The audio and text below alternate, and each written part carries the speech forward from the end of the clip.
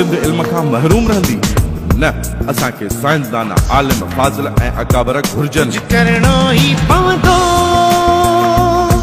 कुछ करणो ही पवंदो, कुछ करणो ही पवंदो, गॾु थियणो ही पवंदो, कुछ करणो ही पवंदो, गॾु थियणो ही पवंदो। कुदरत जी सारी नेमतुनि सां सिंध माला माल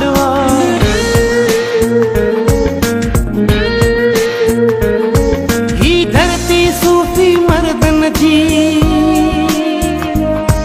काॾो थी दहशत गर्दन जी। ही धरती सूफी मर्दन जी काॾो थी दहशत गर्दन जी। ओ धरती जावा सोच त कर, नफरत सां उजड़ी बींदो ही घर। तुंहिंजा फिरका कबीला ऐं साथियूं कहिड़े कम जा? छा असां ईअं ई नफ़रतुनि जे वर चढ़ियल रहंदासीं? न, कुछ करणो ही पवंदो,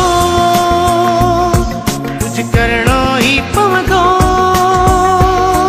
कुछ करणो ही पवंदो, गॾु थियणो ही। तालीम खपे ताला न खपनि, ताकूं ऐं भाड़ा न खपनि। तालीम खपे ताला न खपनि, ताकूं ऐं भाड़ा न खपनि। हिन क़ौम जो मुस्तक़बिल हाणे तालीम बिना कुझु बि कोन्हे। छा सिंध इल्म खां महरूम रहंदी न असांखे साइंसदान आलिम फाज़िल ऐं अकाबर घुर्जनि। कुछ करणो ही पवंदो, कुछ करणो ही पवंदो,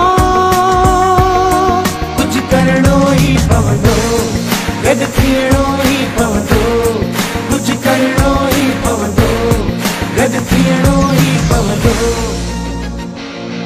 कुदरत जी सारी नेमतुनि सां सिंध माला माल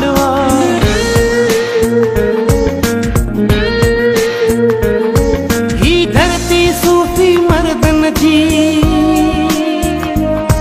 काॾो थी दहशत गर्दन जी। ही धरती सूफी मर्दन जी काॾो थी दहशत गर्दन जी। ओ धरती जावा सोच त कर, नफरत